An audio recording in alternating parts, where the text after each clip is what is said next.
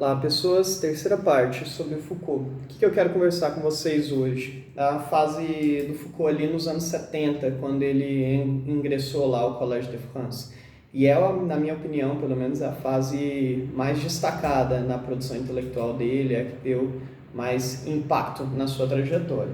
Se interessou o Foucault nesse período sair um pouco desse campo da linguística, da análise do discurso e fazer uma análise sobre as formas de poder na modernidade, vinculado à normatização das condutas, ao disciplinamento das condutas, frente às instituições que ele se dedicou a investigar, né? A prisão, os manicômios, entre outros espaços de arrebanhamento de pessoas, a própria escola, né?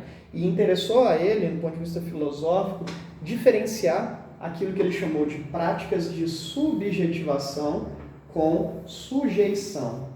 A ideia dele é de que na modernidade, especialmente ali do século XVIII para cá, há uma tendência de valorização de um tipo de poder normativo, disciplinar, de adestramento das condutas. Especialmente com a emergência do capitalismo, ele verifica o nascimento de novas instituições, a instituição escolar, a instituição hospitalar, prisional, os manicômios, que atendem a um objetivo de controle dos corpos, controle das condutas, de adestramento, de disciplinamento.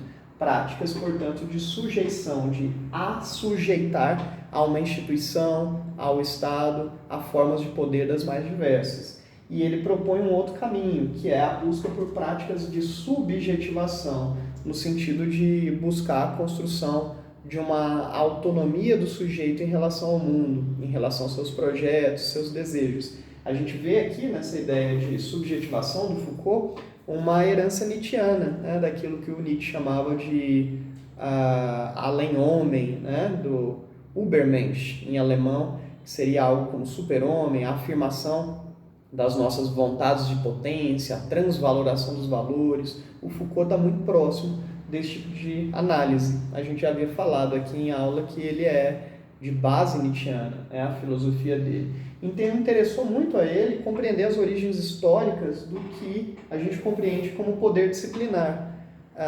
E o quanto há uma base comum a essas instituições disciplinares. Por exemplo, se você pensar um ambiente de escola e um ambiente prisional, há inúmeras similitudes, né?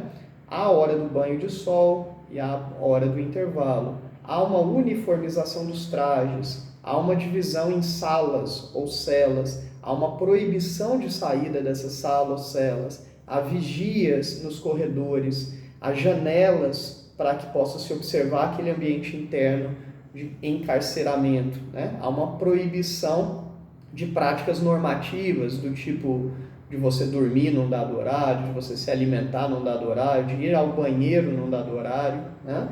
Então, isso são instituições de regramentos que a gente vê na fábrica, que a gente vê em hospitais, em manicômios, nas escolas e nas prisões. Por isso, Foucault chamou essas categorias disciplinares de instituições de sequestro. E a ideia dele era entender como se davam micro-relações de poderes dentro desses espaços, porque o poder não se dá só no diretor do cárcere, no diretor da escola. Essa dominação se dá com aquele cara que está no corredor, com aquele cara que administra a cela, com um professor na sala de aula. Há micro-relações de poderes que marcam o funcionamento de uma instituição. E isso é uma marca da modernidade, né? Criar relações de coisificação do indivíduo, para que ele se torne mais apto ao mercado de trabalho, à vida em sociedade, à vida produtiva e cada vez mais dócil para obedecer regras, para seguir ordens, né? Então, quanto menos questionador e mais produtivo, melhor dentro da nossa sociedade. É óbvio que o Foucault está criticando isso, né? Mas para criticar isso ele promoveu uma análise histórica que, inclusive, em aulas futuras a gente vai se aprofundar mais. Um outro elemento muito interessante na filosofia dele é o quanto ele criticou dois polos de análises que estão muito em voga atualmente, ainda hoje, né? Que é essa bipolaridade daquilo que a gente chama hoje em dia de esquerda e direita, do discurso marxista e do discurso liberal. o Foucault se caracterizou como um intelectual que criticou muito duramente, muito severamente essas duas leituras de mundo.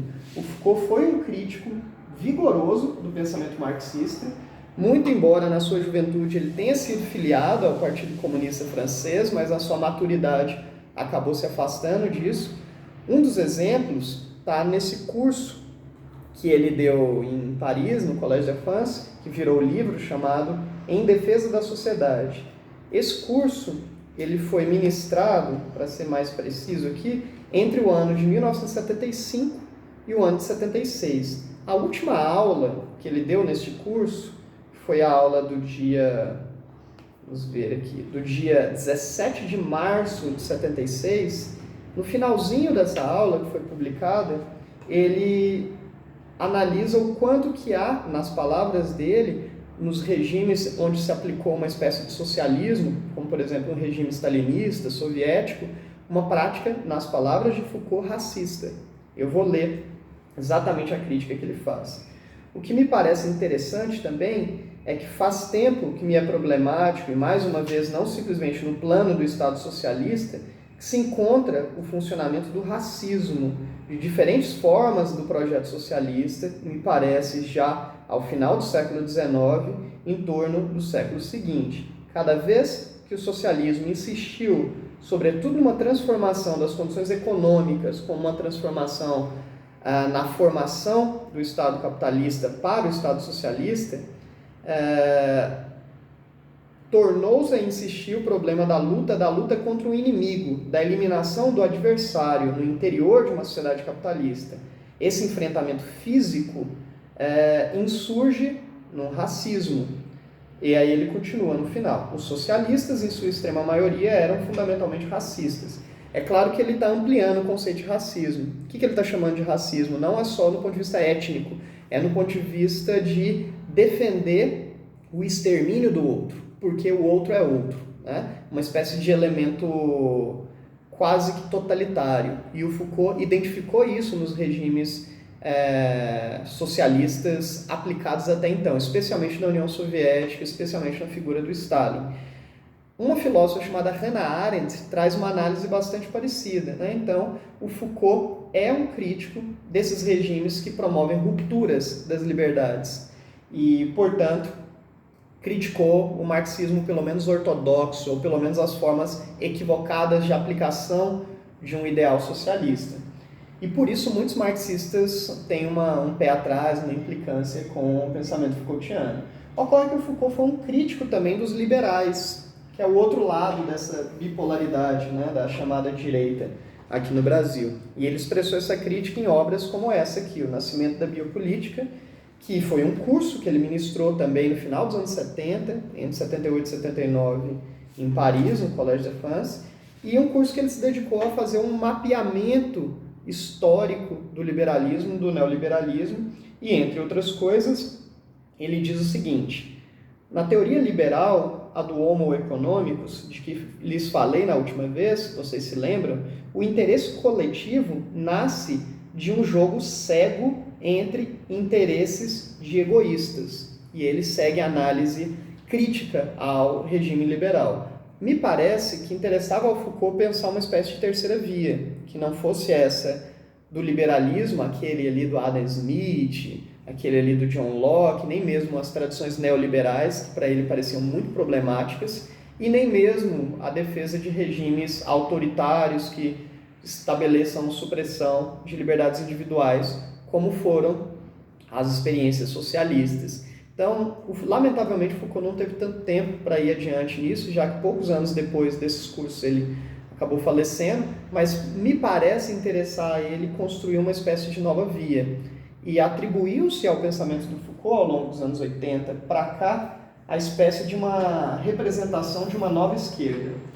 Uma esquerda não interessada apenas num discurso estatizante, não apenas voltada a uma análise de critério primordialmente econômico, mas analisar questões que estão muito fortes hoje, né?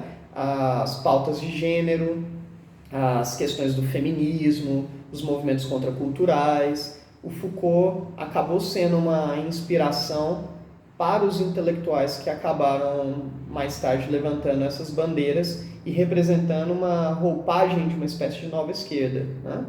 E um dos elementos fundamentais para isso foi a dedicação que ele teve na investigação de um conceito cunhado por ele, chamado de biopoder. O que seria o biopoder? Para ele é um fenômeno da modernidade que coincide com o advento do capitalismo, onde a vida biológica mesmo, ela se tornou uma estratégia de poder, uma estratégia de governabilidade. Então é importante que a gente entenda uma coisa. O que o Foucault chama de poder é muito diferente do que a filosofia clássica ou a sociologia clássica chama de poder. Por exemplo, em Marx, poder é destinado àquele que domina os meios de produção. Quem vende a sua força de trabalho é submetido, é supliciado na sua condição de poder. Ele entrega o seu corpo, a sua força, o seu labor a um outro. Então, em Marx, quem tem poder é quem domina os meios de produção, quem entrega a sua força de trabalho é destituído de poder. Para o Foucault isso não faz o menor sentido, porque o poder não é uma propriedade, ninguém tem poder, a gente exerce relações de poder, poder se dá em rede, poder se dá de forma micro, no sentido de que se estabelece nas relações cotidianas, no sentido de que em todo o espaço há uma relação de poder, não existe neutralidade, não existe distanciamento total em nenhuma prática social, né? Então cabe a nós, da filosofia, da história, das ciências humanas, identificar essas relações de poder. Nas palavras do Foucault, do século XVIII para cá, a gente vê um fenômeno novo de poder, que é o biopoder, o controle sobre as vidas, seja no ponto de vista somático, no controle corporal da vida, que ele chama de anatomopolítica, seja no controle biológico das vidas, no sentido do controle até genético, que ele chama de biopolítica. De um lado a anatomopolítica, depois a biopolítica, que compõe um grande campo que ele intitulou de biopoder, como uma marca da modernidade. Mas o que seria detalhadamente o biopoder? Isso a gente vai falar na parte 4 do nosso vídeo, que provavelmente será a última, tá bom? E isso fica para a aula de semana que vem. Tchau, tchau para vocês, até!